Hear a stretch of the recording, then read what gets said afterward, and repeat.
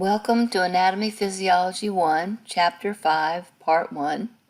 And we're going to be learning about all the different kinds of cells that you have in your body and how they go together to make different kinds of tissue. We're taught that the rich people have different tastes than we do. So this cartoon kind of shows some very sophisticated or cultured cells that are looking at a painting and finding it quite exquisite or marvelous, where most of us would look at it and say, wow, that just looks like a bunch of weird stuff stuck on there that doesn't have any meaning. So a lot of times when people look at something under a microscope, they have no idea what they're looking at. They don't see any patterns. They don't recognize the cells as being individual. So by the end of this talk, you should be able to identify cells, and if you saw them under the microscope, you should be able to say, oh, that's muscle or that's fat. So you're going to come out of this cultured. We're made of about 50 trillion cells, give or take a few trillion, and of those you can break them down into roughly 200 different cell types. Of those 200 different cell types, you can break those down into either skin, epithelial, connective, which is blood, bone, cartilage, nervous tissue, or muscle. So it seems like a daunting task at first, but when you realize there's really only 4 basic types of tissue, and then we can look at the various types of muscle tissue, the various types of nervous tissue, and epithelial tissue. An organ is defined as a structure with discrete boundaries that is composed of 2 or more tissue types. So back in the very beginning, we talked about atoms go together to make molecules, molecules go together to make macromolecules, macromolecules make up organelles, organelles make up cells, cells make up tissues, tissues make up organisms. So, one of the things that was surprising to me recently, like in the last couple of years, they came out with the mesentery, which is kind of like if you were to open someone up and look inside, it looks like somebody's taken saran wrap and wrapped up their intestines and their internal organs. And they've decided to call that an organ. So just recently, the mesentery has been granted organ status because it does have discrete boundaries and it does have 2 or more tissue types, so it fits the definition. Another word on this slide you need to know is that histology is looking at the tissues under the microscope. So it is macroscopic, microscopic anatomy. It is not like looking at a whole organ. Sometimes in class we take a sheep eye and we look at the various parts. You don't really need a microscope to see all of the parts. But in order to do histology, you must have a microscope. We will be looking at the 4 primary classes of tissues, but we will not really go too much into embryonic development. We will talk about stem cells, but this is another class altogether that teaches you about this. We will talk briefly about 3-dimensional shapes from 2-dimensional tissue sections because unfortunately, when you want to look at a piece of kidney or you want to look at a piece of brain, you can only look at a very, very thin slice. So it's hard to envision what the whole brain looks like just from that slice or what the kidney is going to look like. So we will be looking a little bit at how to look at several slides put together and kind of get a 3D picture. Each kind of tissue has its own special role. So some of them are for support, some are for protection, some are stretchy to allow movement, some are not stretchy like the bones to prevent movement. And one of the interesting things that I'll point out is that we're not composed just of cells.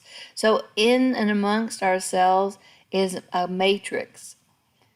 And within that matrix, our cells live. Some of the matrix that's out there are fibrous proteins. We have in the blood system, it's plasma. It's the fluid that surrounds your red blood cells and your white blood cells. We have gels, extracellular fluid, interstitial fluid in between the different cells. And in the brain, we have a lot of cerebrospinal fluid.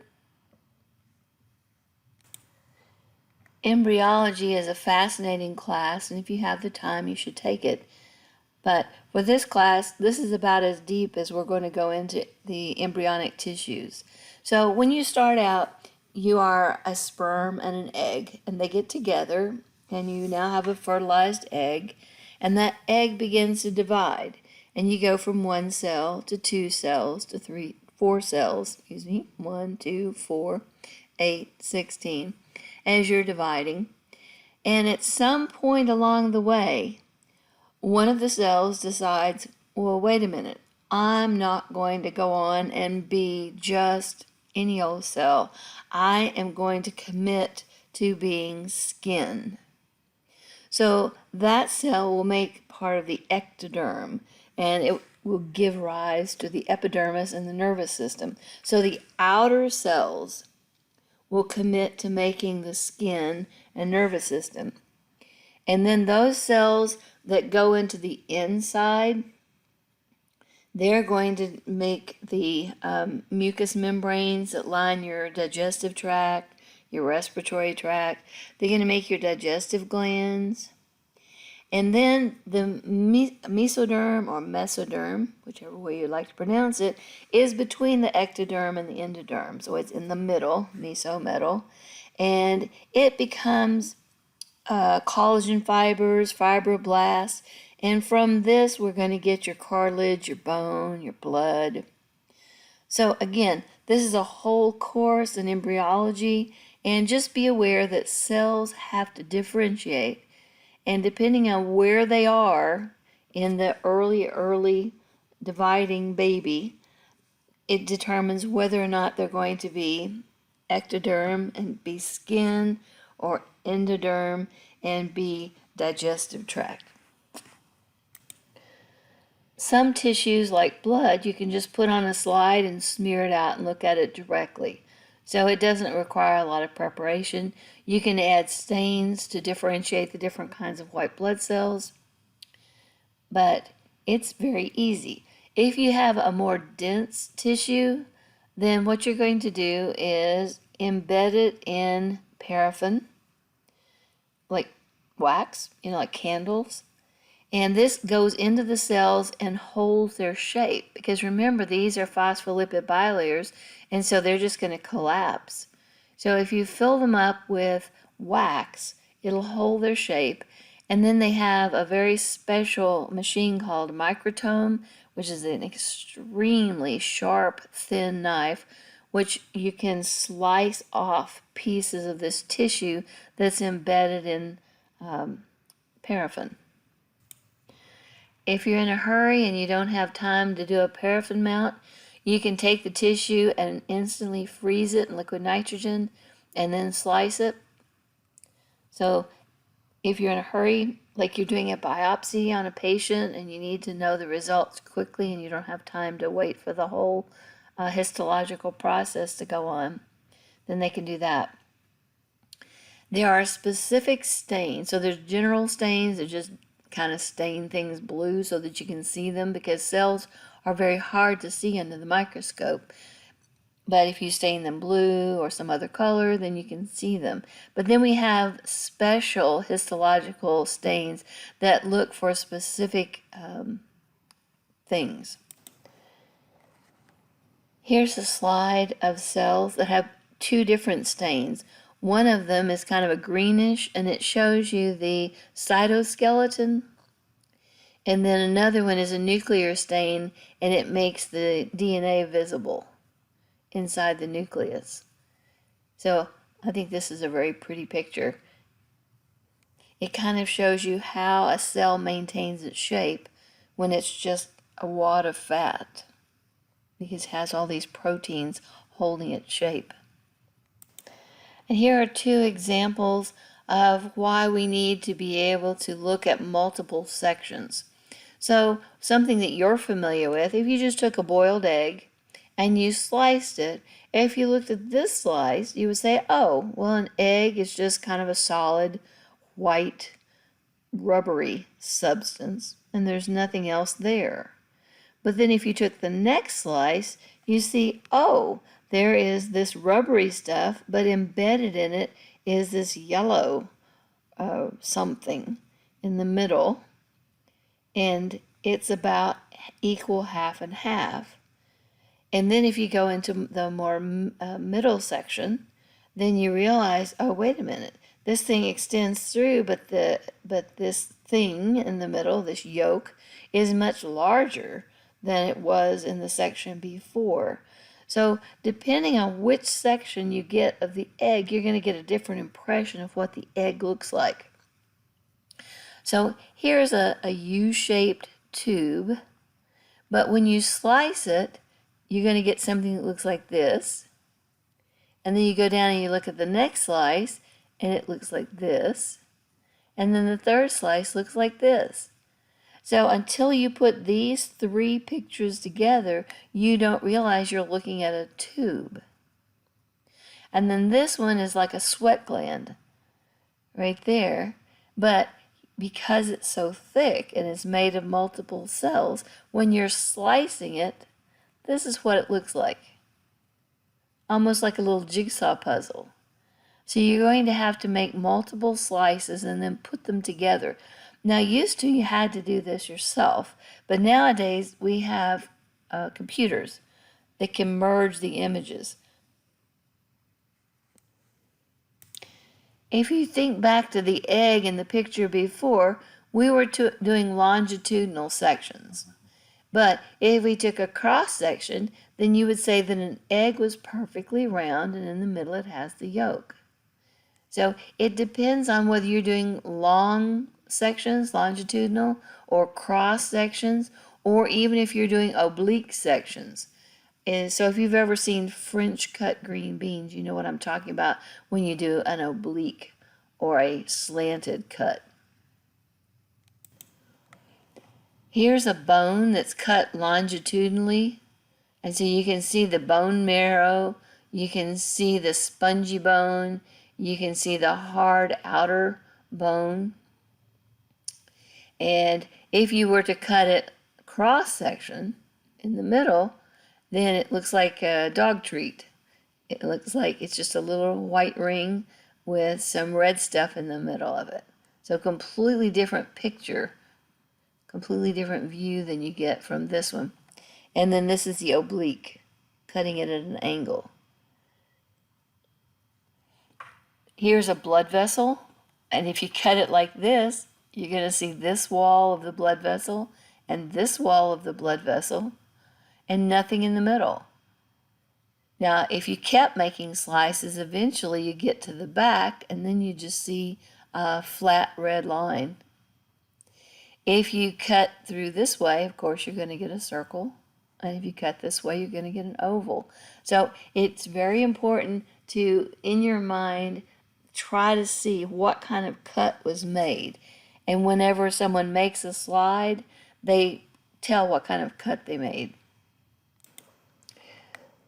So we're going to start out with one of the four classes of tissue, and we're going to look at epithelial tissue or skin tissue. And it says that there's 8 types of epithelium. There's basically 3. You've got flat, square, and columns. So we're going to see variations on the columns, mostly. Most people are kind of surprised to find out that they have skin on the inside of their body. So you know that you've got it on the outside. We're always talking about our skin and skin products.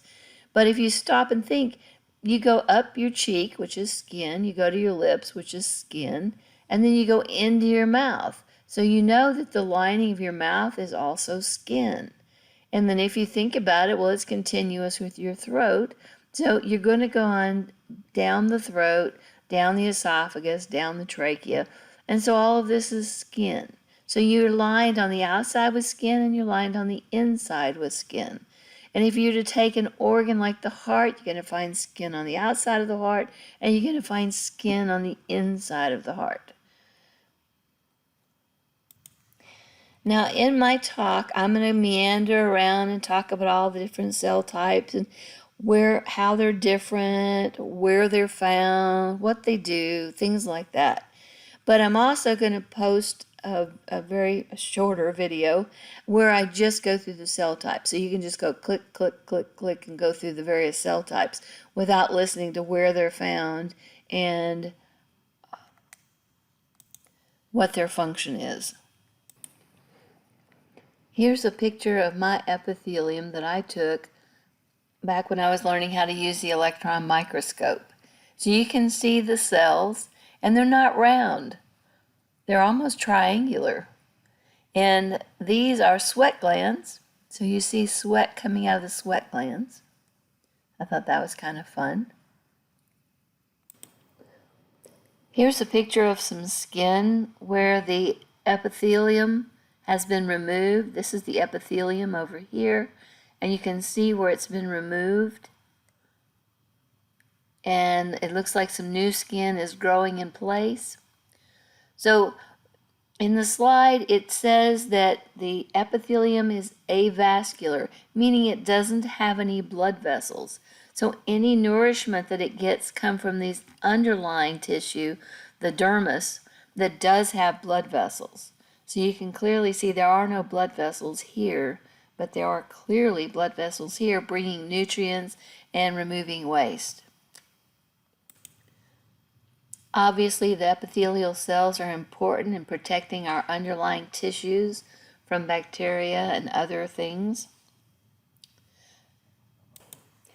We don't use our external epithelium to absorb chemicals and nutrients usually, although we do have patches that we can put on our epithelium. There are estrogen patches, nicoderm patches, testosterone patches, things that are lipid soluble we can put on the outside of our skin and it'll absorb into our body. So we do get some nutrients that way. But on the inside, remember the epithelium lines the inside, your glands, your organs, and so they absorb chemicals to allow food to get into the different organs. They selectively filter, so some stuff we don't want to come in, especially in the kidneys. We don't want certain things to get back into our body, so we excrete it out in our urine. And embedded in the epithelial tissue and then the underlying tissue are nerve endings. So we can detect pressure, heat, pain using our sensory stimulus or the nerve endings in our skin. Here are some other things you ought to know about epithelial cells. They are very close together, so that's good because you don't want to be seeing through them. And they have a high rate of mitosis. So mitosis is where the cell divides. And this is because you're constantly knocking off the cells. So in your mouth, when you eat food, it scrapes the cells off the inside of your mouth. So you have to replace those. And as you walk along, reaching out, taking a hold of doorknobs or picking up books, or washing your hands, you knock off so many of your epithelial cells. And so you constantly have to replace those too. So mitosis means where the nuclear DNA divides and you have two nuclei, and then you go on and do cytokinesis, and then you end up with two cells. Underneath your epithelial tissue, you have what we call basement membrane, and it is made of collagen, particular proteins, glycoproteins. So we don't even know what these things are yet, but the basic thing is it anchors the epithelium to the connective tissue below it. And when you see the word basal and apical, basal is bottom and apical is top or apex, the top of a mountain. So in this case, the side of the epithelial cells that face away from the basement membrane are considered to be apical, and those are the ones you're sloughing off all the time. And then you have the basal ones that actually are touching the basement membrane. So basal touch the basement membrane. Kind of makes sense. All right, here are two words that you need to know: simple and stratified. So simple means you have one cell layer of that particular cell type, and stratified means you have several layers of one particular cell type. So strata means layer, and simple means just one layer.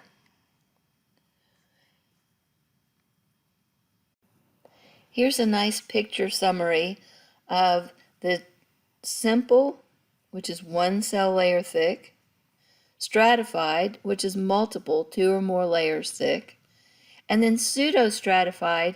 If you look at it, it's really only one layer, but because the way they're lined up, it kind of looks like, well, here's some nuclei down here, here's some nuclei up here, so that could be 2 or 3 rows. So if you're just looking at the nuclei, it confuse you. So it's fake stratified or pseudo-stratified. And then of the shapes, I told you there's squamous, which is squished flat. So this is what it looks like from the side and from the top. And cuboidal, what it looks like from the side and from the top. And columnar, which the side and the top. So even though that it is a tall rectangle, if you look at the top, it may look completely different. So you do have to know which angle you're looking at. Here's another picture of that pseudo-stratified. And a lot of times what makes it look like there's more than one layer of nuclei is there are goblet cells. These things are goblet cells right here, all of these. And what they're doing is they're secreting mucus into the lumen, into this space right here. So they're phlegm, snot, mucus, you know what I'm talking about. So these are goblet cells. They don't look like a goblet to me, but they say they look like wine glasses. So anyway, but see where they're pushing the nucleus down here and kind of squishing it up here? So this is just one layer of cells right here, and they're columnar cells, but the goblet cells make them look a little bit funny. Now we're going to look at each of the different types of epithelium. So this is simple squamous epithelium, which means it's one cell layer thick, and squamous means it's squished flat. So here it is right here. And underneath it is a basement membrane that separates it from the underlying tissue. The function is to allow things to go through quickly. So by being flat, it doesn't take very long to go from one side of the cell and out the other side. So it permits rapid diffusion, rapid transport, and in some places, you're going to be secreting fluids from these cells. These are located in the alveoli of the lungs, the glomeruli of the kidneys. Endothelium is epithelium, but that's inside your body. So epithelium would be on your cheeks, but then if you go past your lips and into your mouth, suddenly it becomes endothelium because it's inside of you. Here's one of the easier cell types to identify.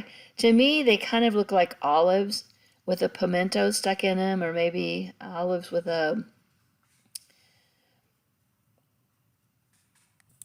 almond. You're going to find them usually in single, so they're going to be called simple cuboidal. You find them in rings. So here's a big long, and then there's a more traditional rounded ring like that. They're usually either secreting something into the lumen, into this hole, or else something is going by and they're absorbing it. So therefore, absorption and secretion, and they also make mucus, although they don't look like the goblet cells that we're used to in the intestines and in the trachea. You're going to find these in the liver, in your thyroid, in your breast, so you can release milk, in your mouth. Obviously, you're squirting fluids out of your mouth, so you're going to be secreting. The bronchioles, when we talk about the lungs, we'll talk about how the trachea branches off into bronchial tubes, and then they branch off into even smaller tubes, and those are your bronchioles. And then you have your kidney tubules, where you're going to be making urine. This is an actual picture of simple columnar epithelial cells. And you can see the goblet cells right there. Here's the cartoon version where they've labeled each of the things. There's your basement membrane right there, your connective tissue underneath. And then this is the brush border, also known as microvilli.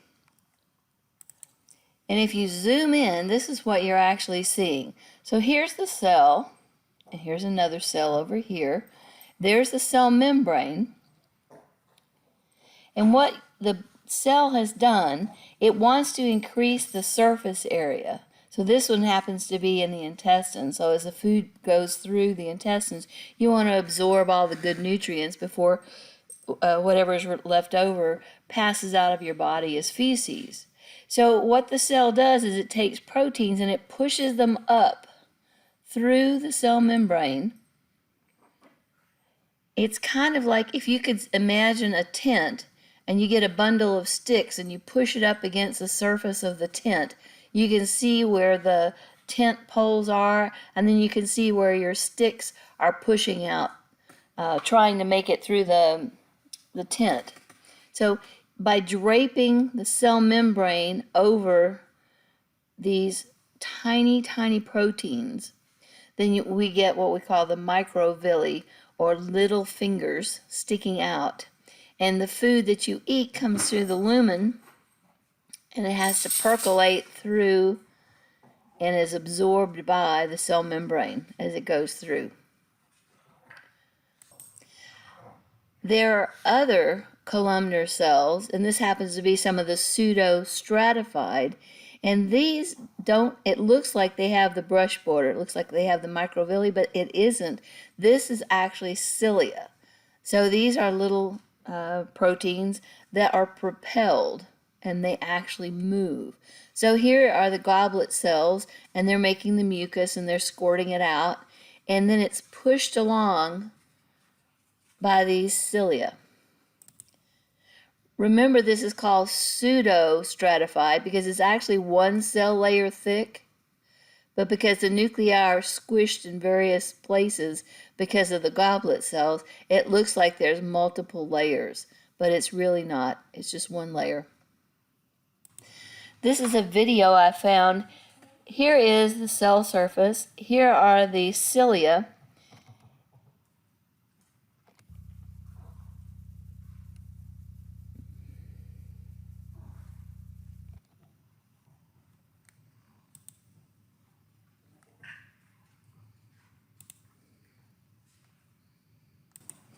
And what you're seeing that's being pushed along on the surface of the cilia, there's your layer of mucus, and these are actually white blood cells that are eating the debris and stuff that has gotten inside of your lungs, or is trying to get inside of your lungs. It's trapped in the mucus, so you can cough it up instead of allowing it down into your lungs.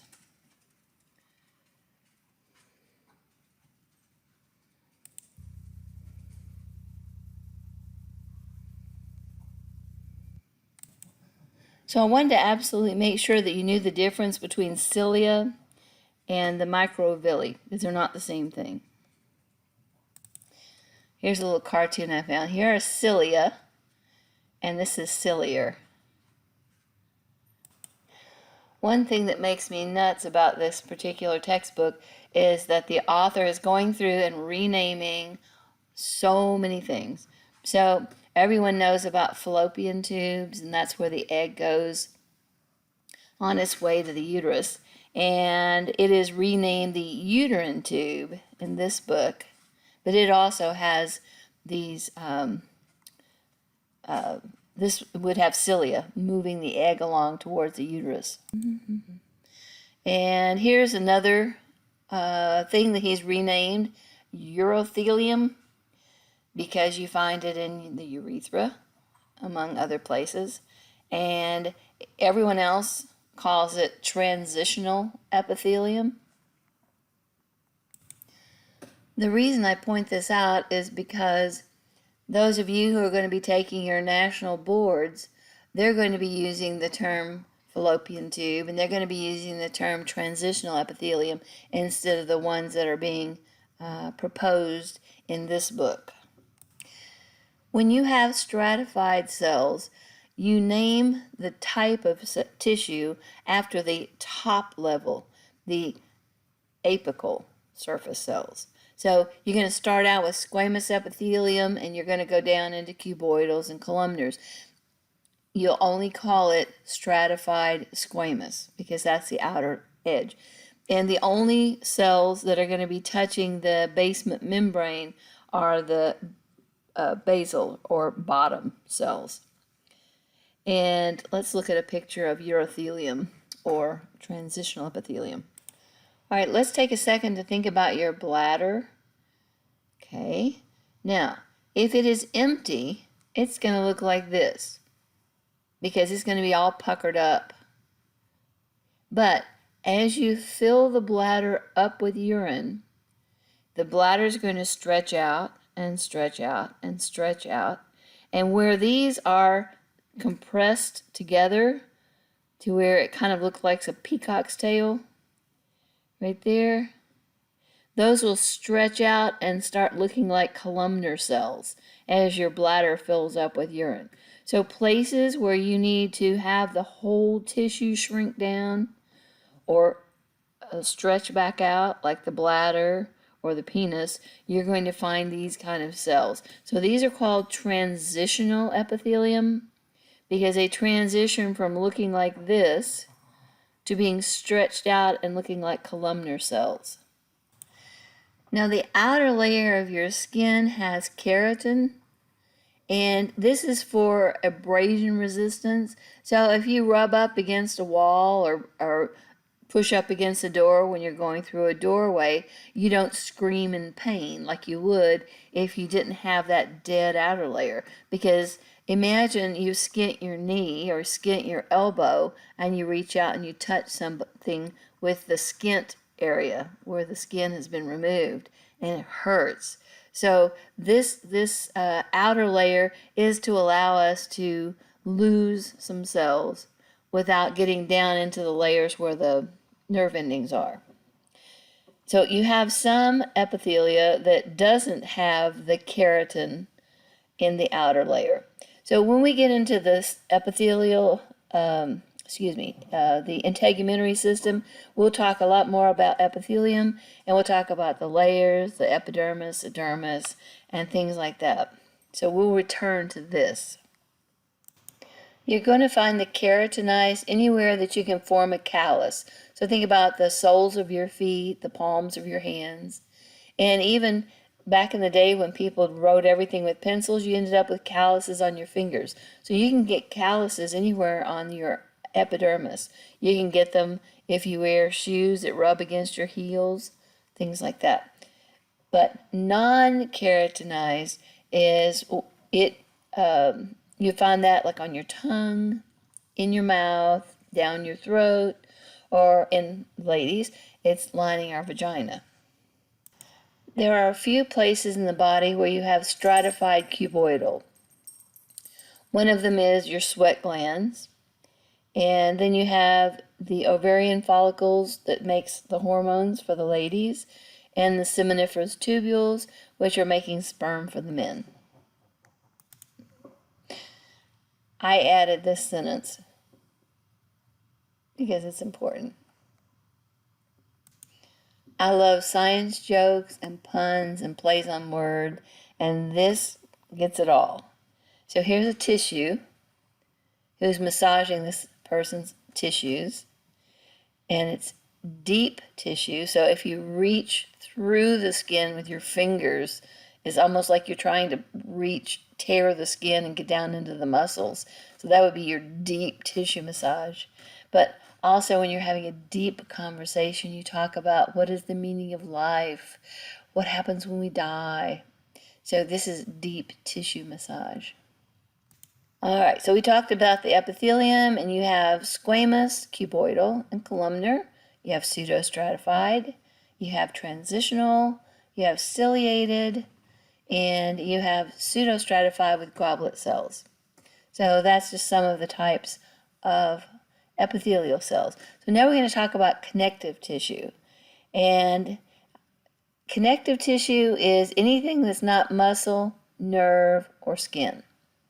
So that would be your bones, the gristles that make up your tendons and your ligaments, the cartilage that makes up your nose and your ears and your breastbone. That's the part that's not bone. So we have about 10 types of connective tissue, and you can tell them apart by what their cells look like that are within the connective tissue and what matrix that those cells lay down. In the case of the epithelial cells, they touch each other, and they're held together by desmosomes, gap junction, hemidesmosomes, and we'll talk more about that when we get into the skin chapter, or the integumentary system. But connective tissue, the cells are not usually touching each other. So they are kind of like an island by themselves, and they're secreting a matrix around them. And as they do that, they push the other cells away. Now I'm going to stop right here and tell you that one of the things that you're going to get confused, because I sometimes get it confused, is the difference between connective tissue and cartilage. Connective tissue and cartilage. They both have collagen, but one way to easily tell them apart is connective tissue has blood vessels, and cartilage usually doesn't have any blood vessels.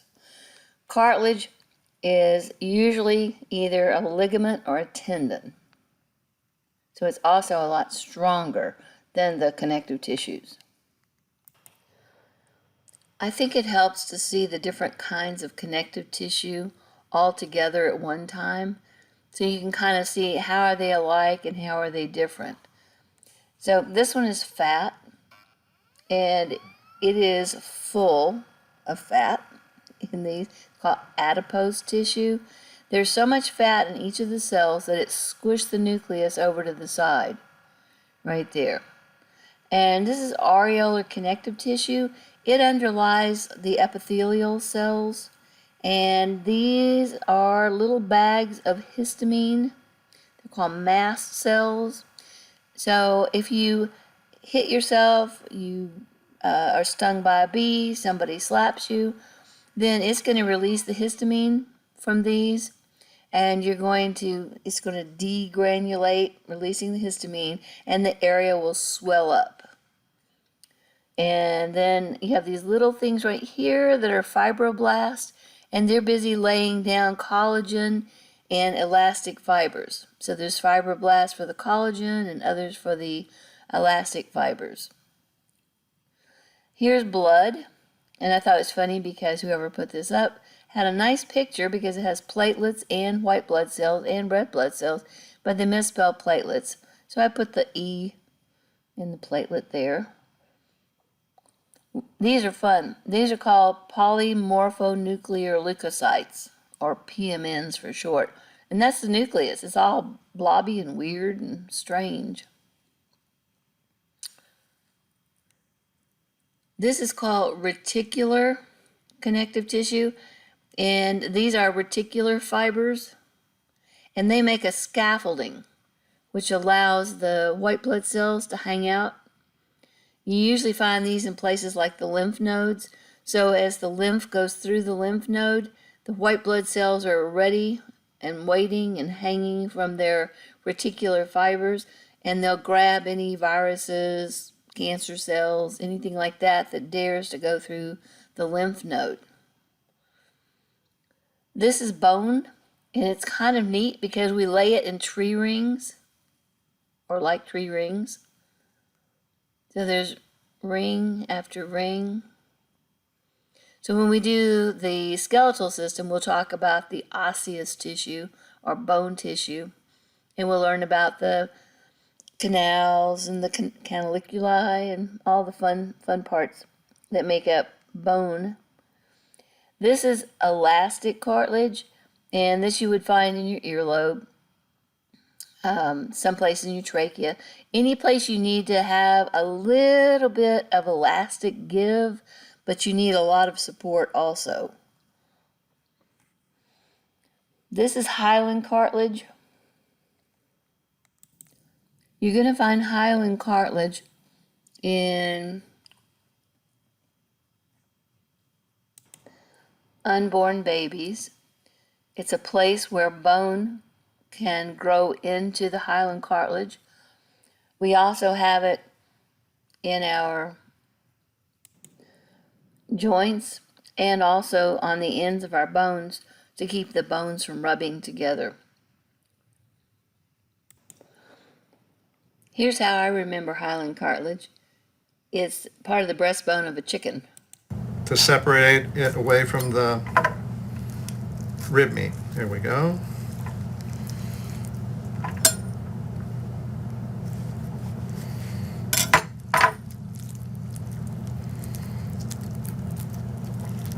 Then we'll just pop the key up itself, I guess. The way I remember this is dense, regular connective tissue. This is a lot of collagen fibers, which makes us extremely strong. So you're going to find this in ligaments and tendons. And the way I remember it, to me, it kind of looks like strapping tape. So for those of you who don't know what strapping tape is, it looks kind of like Scotch tape, but it's got strings in it, so it makes it super, super strong. And this is dense, irregular connective tissue. And I always had trouble explaining to students what was going on there. And one of my students helped me out by saying it looks like somebody took this slide and dropped it and broke it. So you still have your collagen fibers, but they're going every which way, and you've got broken pieces going here.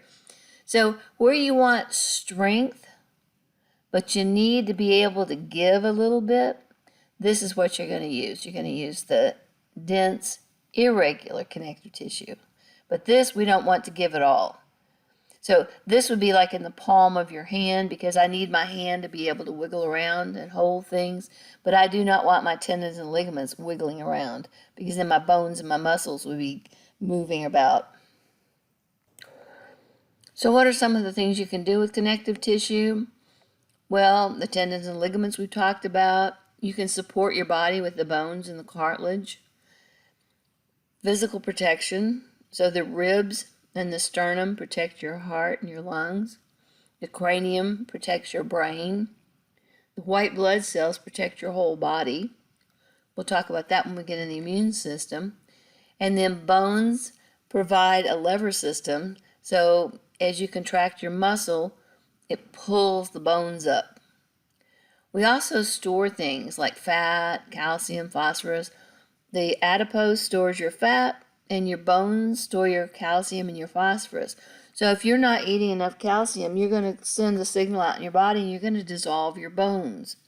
And one of the things that women do when they're carrying a baby, a lot of times they don't eat enough food that has calcium or drink enough milk, and the baby will cause your bones to dissolve.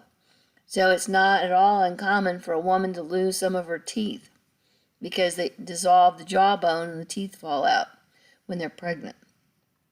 So that's why it's really important if you're pregnant to take your prenatal vitamins and minerals. Another thing that you do, the blood itself warms you up. And in the case of you have brown fat and yellow fat and white fat, And babies have brown fat, and they can burn this and warm themselves up. And of course, you use your blood to transport all sorts of things, medicines, antibodies, everything.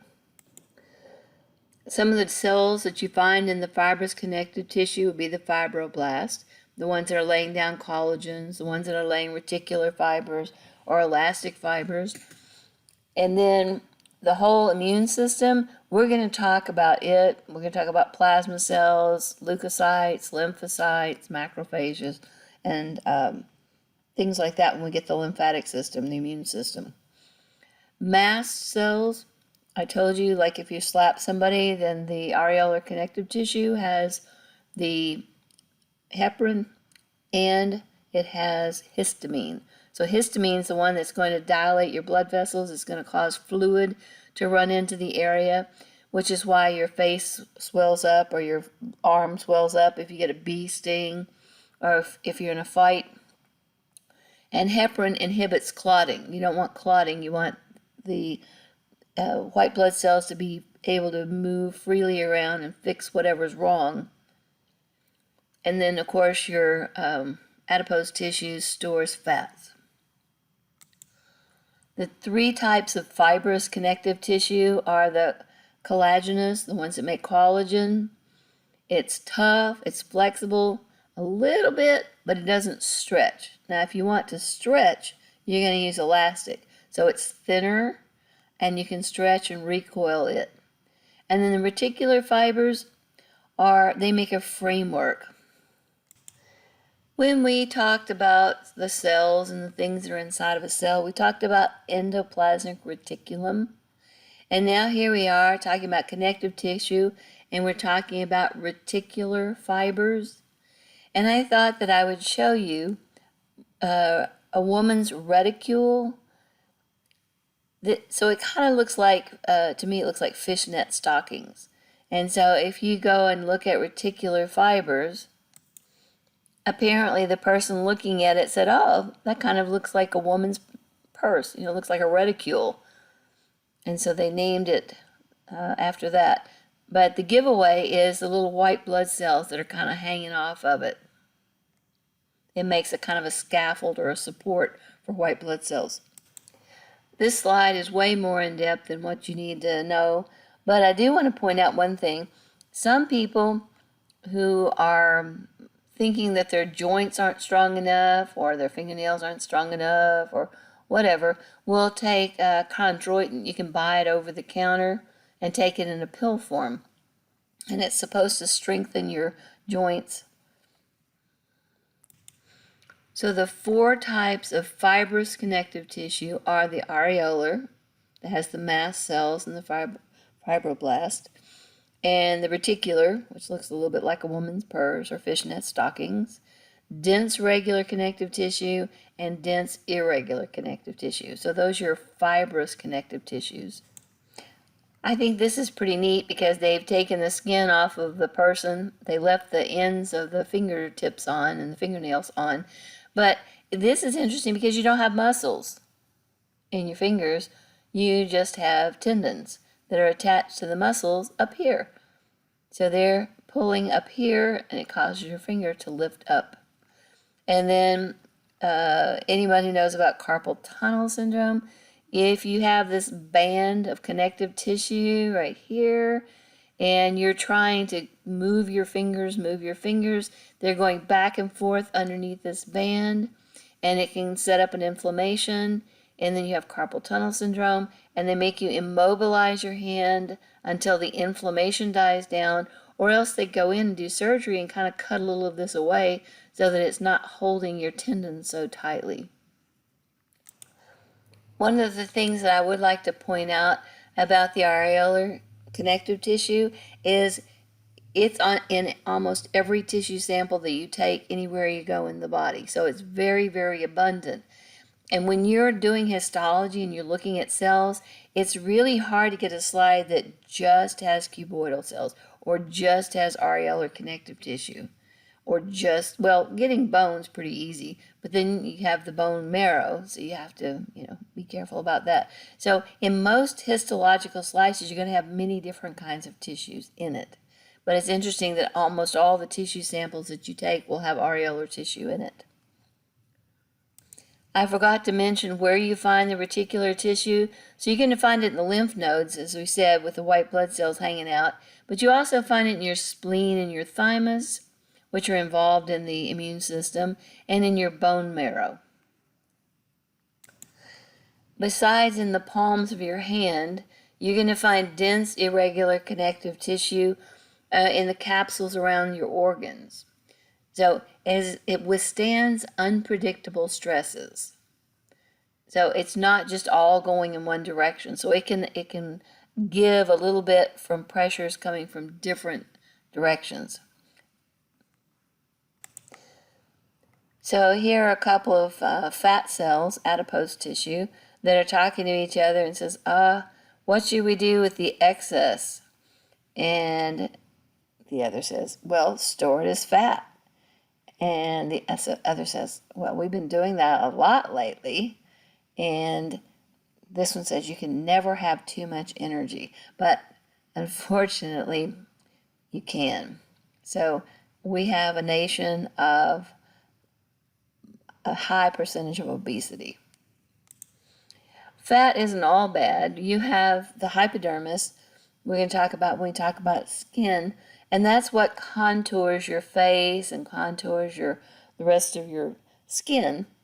And when you get old and you start dissolving the fats out, then your face starts sagging and wrinkling, and your arms start hanging down with the skin hanging down. So we actually want some fat. The other thing is it holds our eye sockets in place. So if you have too much, it makes your eyes bug out. If you don't have enough, your eyes look all sunken down in your head. The three types of cartilage are hyaline cartilage, fibrocartilage, and elastic cartilage. What you look for in that are chondrocytes. So you have these little areas where the cell is living. Here's a little area where the cell is living, and another one, and another one. And they're busy making the matrix, and as they make it, they push further apart. So here's the matrix in between.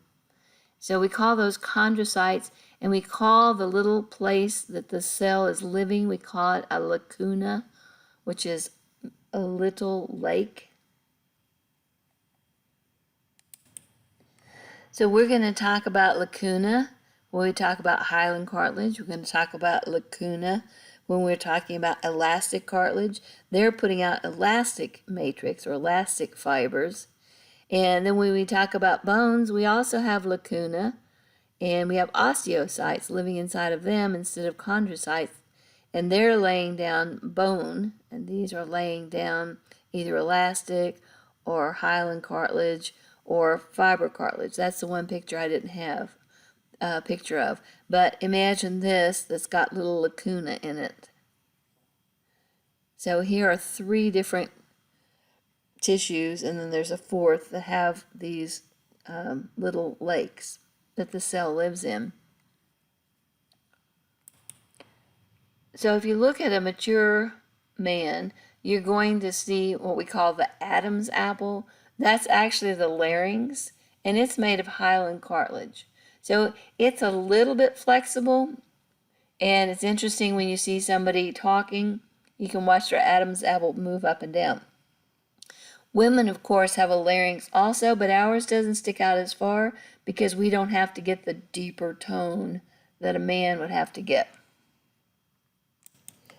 Other places you're going to be seeing the elastic cartilage is out in your ear and your epiglottis. So when we do the vocal cords and the wind, respiratory, all that stuff, you're going to see that you have a flap that can close over inside the larynx, which keeps you, when you want to swallow, from swallowing and having it go down into your windpipe.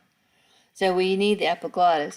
Unfortunately, a lot of us try and open the epiglottis so that we can get air into the trachea at the same time we're swallowing and talking, which is why your mom told you don't talk with your mouth full. Not so much because people get to see all the food that's in your mouth, but you also have a problem with sucking it down your windpipe if you don't close your epiglottis completely. So you want it to be a flexible tissue. Here's the 10th picture that I didn't put on that other slide when I was showing you the different types of connective tissue. But this is fibrocartilage, and you can see the lacuna, you can see the chondrocytes down inside of them, and they're laying down really, really thick fibers of collagen. So places where you absolutely don't want movement, like holding the bones of your skull together or holding the two halves of your hips together, you don't want that to give way. And the meniscus in your knees, you don't want that to tear. But unfortunately, football players can tell you that sometimes they do tear. And then the disc that's in between your vertebra. So where you want really, really strong fibers, this is where you're going to be laying down your fibrocartilage. And I put this in because I thought it was funny.